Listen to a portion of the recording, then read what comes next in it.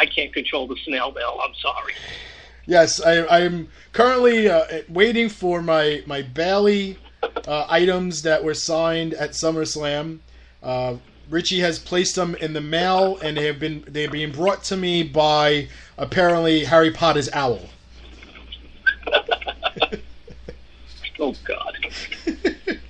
But they're on their way. They should hopefully. Because when did I mail them out? I mailed them out 2 days ago. 2 days ago. Yeah. So hopefully by Saturday you should have them. I'm thinking tomorrow. I'm just hoping it's a day that it doesn't rain because the incompetence of the United States Postal Service in my town is amazingly terrible. It's consistent all over the place. They just leave packages in front of my door when it's pouring out, and they just don't give a shit. They don't put them in bags. They don't ring the bell. We got 4 wedding gifts 2 days ago, left by FedEx in front of my house, and it was pouring rain all day long. They piled them on top of each other, took my floor mats and put them on top of the boxes, trying to shield the rain off my boxes using my floor mats. Oh, God. So, needless to say, if anybody's seen my Instagram post, you saw that the bottom box was split open on the sides.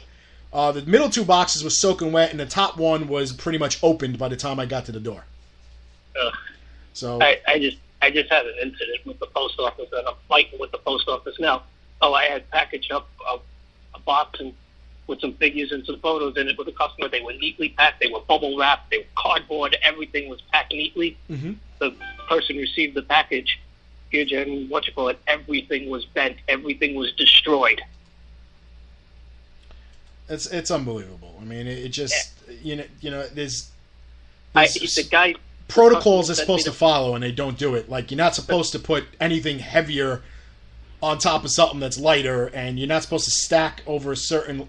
Like, I understand they got to get as much in the truck as possible, but I mean, we're paying for insurance. We're paying them to stamp things, do not bend, handle with care, fragile, etc., and they just literally just throw it around like it's toys. Like, literally, when the guy sent me the pictures of everything, I said, what the hell happened? And, like, he said the box was all beat up. The box was in mint condition when I left it. Of and course. ironically, it went out the same night as you, because I had actually sent that out with a tracking number, so I couldn't. I'm dumbfounded. It's happened. I sent out after Atlantic City. I sent out a poster, 11 by 17 of Decay, and I rolled it up and I put it in one of those long rectangular print boxes. Taped it up, paid the tracking, whatever. Sent it in the United States, and they got it, and the box was crushed. The poster was creased. It was an absolute disaster. So I had to send them. I didn't have any more left, so I had to send them an 8x10 signed at my cost in a padded envelope and hope that it got there in one piece, which it did. But I mean, it's ridiculous, especially that I bought the box at the post office. Yeah. It's like you don't even handle your own merchandise properly. It's the shit. So I mean, like, seriously? When I worked at the UPS store for a long time, and we get deliveries coming in, we pack up, we send the deliveries out, yada yada yada. All right, anything that was going out as far as like United States mail, if it was an envelope, a bubble pouch, a poster tube, or a poster box, it all got put in a garbage bag. Like, they all got put in one bag together. Very light, unbreakable, no way to get creased or bent. So how does the post office not do that? I don't know. How the hell are they throwing it in the truck with other boxes, and then a box shifts to the left and it crushes the little box? I mean, come on. I mean, and it's not even a holiday. It's just stupidity. This is why the post office is bankrupt and they're losing business to the competition. Yeah, but they're just as bad. FedEx is the one that sent left the wedding gifts in front of my house. UPS at times, they're a little expensive, but when you have to use them, sometimes it's a crapshoot. What else do you do? You got to pay the insurance, and then they fight you to get the damn money. Yeah, well, it's going like with every but I actually enjoy using UPS because I get to use my campership account at work, so I pay for my own UPS and I still get the same discount. So I get like a 65-70% off discount for what normal people buy. Yeah. So I get the discount. I go through my eBay. Yeah, so I mean, if a normal envelope would have cost about $26, $27, I paid $10, $11 for it. So it works. So let me ask you a question. Have you ever attended or well, I'm going to say probably not, an ECWA show? No, I have not. Okay. Have you ever seen, other than Facebook, have you ever seen it advertised anywhere? Yeah, other than a handful of times, not really. I mean, I've seen a couple of times. I know there's one of our customers goes to their shows from time to time, I think. Right. I mean, I see their posters on Facebook, things like that. I think occasionally they update their Twitter. I've never seen posters hung up in stores down in South Jersey and things like that, or rest stops or anywhere else. I honestly, for me, I have no dog in the fight, but I normally keep a tight-knit group on just what I'm doing, and I don't really care about what everybody else is doing. Well, no, the reason why I ask, because I kind of keep tabs on all the wrestling companies in certain areas, because you never know when you have a talent in who's running what weekend, and maybe they can utilize the talent you're bringing in. Maybe they're bringing in a talent that you might be able to utilize and bring somewhere else that weekend and alleviate some of their costs. So you keep tabs of who's running when and what not. But my question is, I see SWF advertise all over the place. We see Warriors of Wrestling advertise. When the women's show is running, we see the Women of Warrior stuff running. We see WrestlePro. Right, we see WrestlePro, especially if WrestlePro's in Sayreville or Keyport. I always see stuff. Well, Rahway's a little further north than me, but Sayreville's near me. Keyport, obviously, I live in that town, so I see their banners. They hang them up at the Little League fields, and there's the sign on the church and stuff like that. So, I see stuff like that. Even if I drive a little bit, I'll see posters. I see stuff hung up in the local stores in my town. I've seen wrestling show signs. I've sitting down at the diner and I've seen one on the wall. Let's see who else. I'm trying to think who else I've seen advertisements for.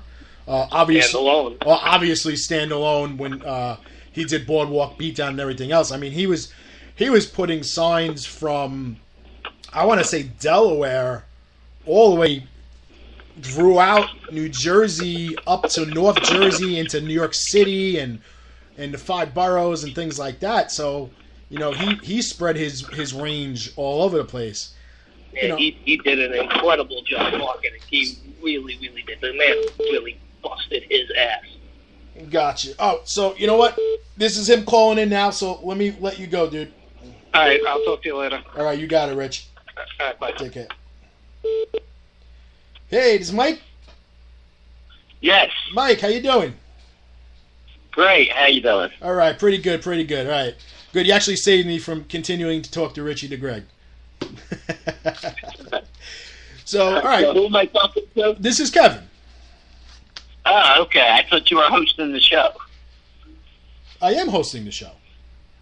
Oh, the show's on right now? We're live? Yeah, we are live. Okay. Well, I didn't have it on. I was... Gotcha. Yeah. We run live, so when I fuck up, everybody gets to hear it. So no edits. So all right. So fire away. Okay. Well, first I want to welcome you. If you got the show on in the background, just keep it down so you don't get the echo. But I want to welcome you to the show. I want to say thank you for taking time out to give us a call, and hopefully we'll have some resolution after this is all said and done. First thing I kind of want to ask you is, where and I don't need exact times or anything, but what stemmed all this back and forth between you and Chad to begin with? All right, so this is how it kind of started. Now, we've been running events in the South Jersey area. Right. Mostly, Woodbury Heights for the last several years. You were at one of those shows. And then I got a call from somebody at the Showboat Hotel wanting me to run wrestling shows at the Showboat. So I went down, had a meeting with them, and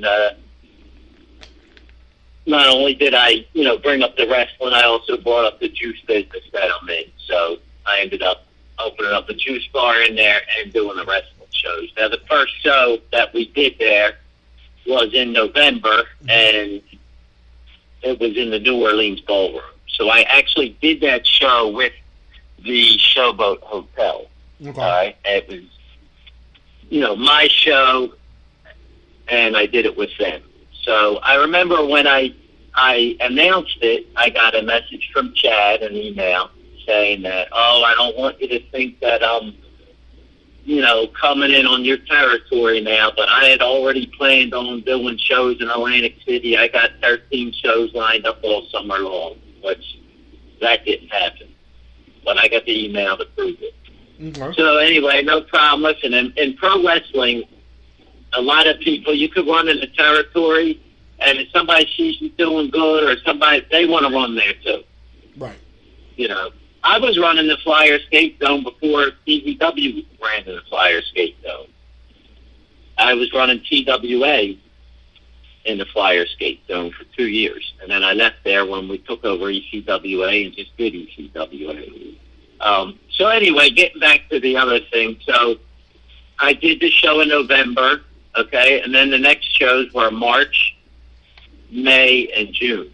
Now, those 3 shows, the owner of the Bourbon Room purchased those from me. He had agreed to pay all the talent, all right? I was going to run the show. He was paying for all the talent. So in March, we brought in Booker T. We had regular ECWA wrestlers on. He paid everybody. No problem. We had signed contracts. Then May came around. He had a lot of problems with the Showboat Hotel, and things that he was promised from the hotel didn't happen. Roof was leaking. The escalators were never fixed. The Bourbon Room was the old House of Blues, and it just never took off because he didn't really promote it well, and his hands were tied because, like I said, if he was trying to run events in there, how were the people going to get up to the floors with no escalator, just the elevators? Right. So anyway, so we did the show in May, and, we had the Boogeyman advertised. Now, like I said, the owner, he agreed to pay the Boogeyman, pay all the talent. So why would I pay for the talent? He came to me 2 weeks before, not even 2 weeks before, I think it was less than that, and it said I had to cancel the Boogeyman. So it was either he canceled him or I paid, put out $2,000 for him. Why would I do that? That wasn't agreed. We had a contract, and basically that's what happened with that situation. And then in the June show, he actually called me up the day before the show was scheduled, 3 o'clock that Friday, and said I have to cancel the show. So I went to the manager of the hotel, and we worked something out where I could still run the show, and that's why I tried to cut costs, because he was doing the marketing materials. He didn't even get me marketing materials till like 2 weeks before the show. So, I had to cut costs somewhere. I've been running 10 years. I've never, ever canceled on the talent before that. So, and I technically did not cancel these guys out. He did. Right. But anyway, so when I canceled, when I went on there after the June show and canceled July and August, I canceled those shows to concentrate on my business, because I was running that 7 days a week, 12-hour days with an hour commute each way.